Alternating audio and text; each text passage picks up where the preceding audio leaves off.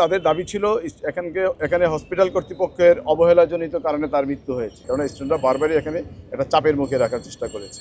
আমাদের পর্যাপ্ত ব্যবস্থা থাকা সত্ত্বেও তাদেরকে আমরা রহিত করতে পারিনি বা সম্ভব হয়নি। এখানে তারা অবস্থান করেছে। আইনশৃঙ্খলা বাহিনীর উপস্থিতিতে লুটপাট হয়েছে, এটা আপনাকে বুঝতে হলে আমরা একটু পিছনে যেতে চাই। আসলে আপনারা ওই ঘটনাটা জেনেছেন কিনা জানি না। আমার পাশে ন্যাশনাল মেডিকেল কলেজের আপনার স্টুডেন্ট না, স্টুডেন্টরাও আছেন।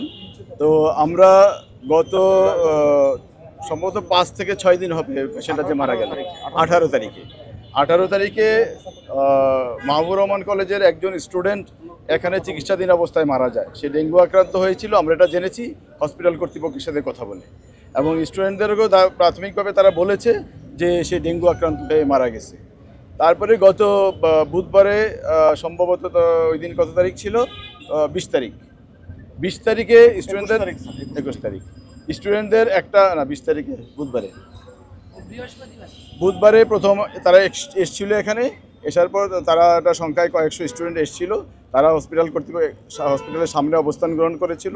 পুলিশ এসেছিল, পুলিশকে সাথে নিয়ে আমরা স্টুডেন্টকে সাথে নিয়ে হসপিটাল কর্তৃপক্ষের সাথে আমরা বারবার কথা বলেছি। স্টুডেন্টদের একটা প্রতিনিধি হসপিটালে গিয়েছিল, ওখানে একটা ফলপ্রসূ আলোচনা হয়েছিল স্টুডেন্টদের সাথে আমাদের সামনে হসপিটাল কর্তৃপক্ষের।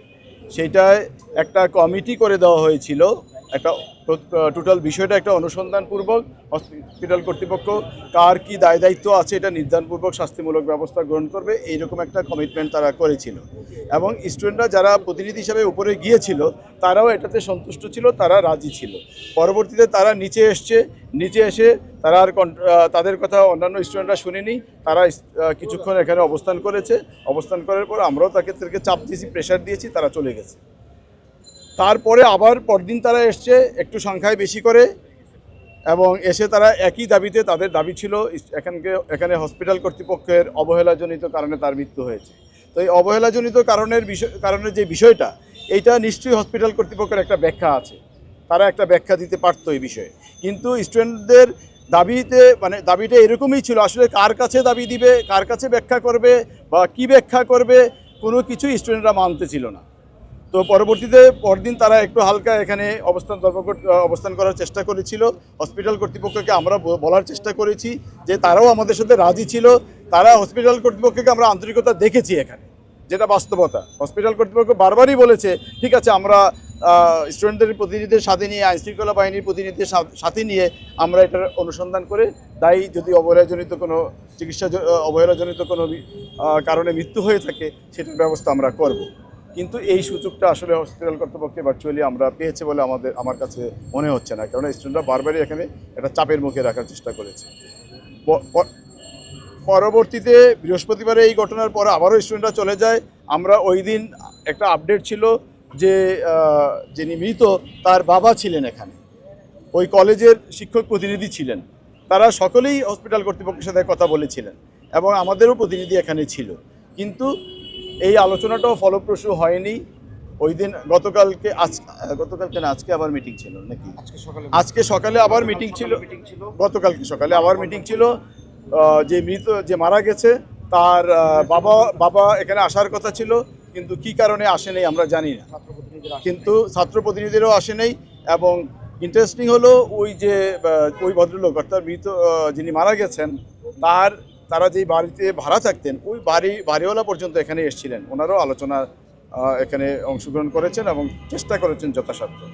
কিন্তু স্টুডেন্টরা বারবারই এটাকে এই পদ্ধতিটা তারা মেনে নিতে চায় নাই। তারা তাদের মতো করার চেষ্টা করেছে যে ইনস্ট্যান্ট বিচার হতে হবে। আসলে আমরা হসপিটাল কর্তৃপক্ষকে বলেছি, রিকোয়েস্ট করেছি, তারা আমাদের সাথে অ্যাগ্রিড ছিল, মেনেছে তারা আমাদের কথা।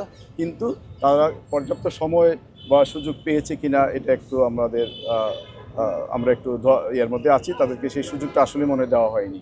যাই হোক, স্টুডেন্টরা আবার এসছে আজকে সকালবেলা থেকেই আমরা চেষ্টা করেছি তাদেরকে রহিত করতে।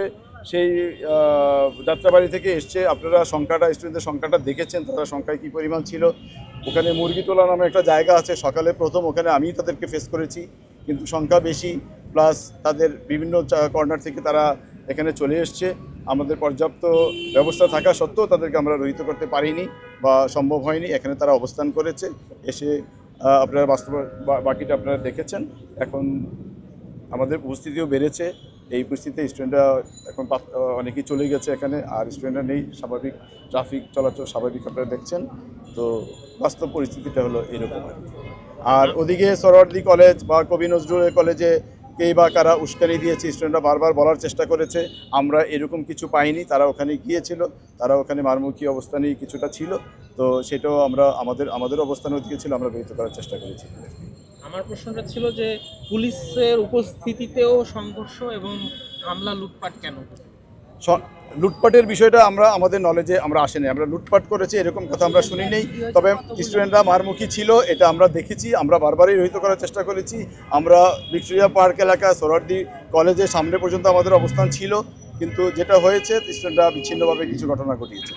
শিক্ষার্থীরা অভিযোগ করছিল বারবার, সাধারণ শিক্ষার্থীরা বারবার বলছিল যে বৃহস্পতিবার দিন সাধারণ শিক্ষার্থীদের উপর হামলা করা হয় এবং সেখানে কয়েকজনের মাথা ফেটে যায় এবং তারা সংখ্যায় অনেকজন আহত হয়, এবং এই পুলিশের উপস্থিতিতেই এটা হয়। এই অভিযোগটা স্টুডেন্টরা বারবারই করে আসছে, আজকেও আপনাদের কাছে হয়তো বা করেছে বা করে থাকতে পারে, কিন্তু পুলিশের যেই ভূমিকা ছিল, পুলিশের অবস্থান ছিল, পুলিশ বারবারই চেষ্টা করেছে শান্তিপূর্ণভাবে এটাকে সমাধান করার জন্য, আলোচনার মাধ্যমে সমাধান করার জন্য, কিন্তু এটা বারবারই তারা মারমুখী অবস্থানে যাওয়ার চেষ্টা করেছে এবং তারা সেটা করেছে কিছু কিছু জায়গায় বিচ্ছিন্নভাবে। কিন্তু আমরা চেষ্টা করেছি এটা শান্তিপূর্ণভাবে, তারা যাতে বড় ধরনের কোনো এখানে ক্যাজুয়ালিটি বা কোনো ধরনের অরাজকতার ঘটনা ঘটাতে না পারে সেটা আপনাদের নলেজ এটা আছে কিনা যে বৃহস্পতিবার দিন ডিএমআরসির মানে মাহবুবুর রহমান মোল্লা কলেজে শিক্ষার্থীদের গায়ে আঘাত করা হয়েছিল, এটা তাদের অভিযোগ ছিল, কিন্তু আমাদের স্পেসিফিক কাউকে আমরা পাইনি।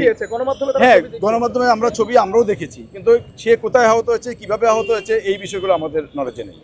আমরা এবং আমাদের এই ঘটনার সাথে সংশ্লিষ্ট হয়ে তারা আহত হয়েছে কিনা এরকম তথ্য বা অভিযোগ আমাদের কাছে আসেনি।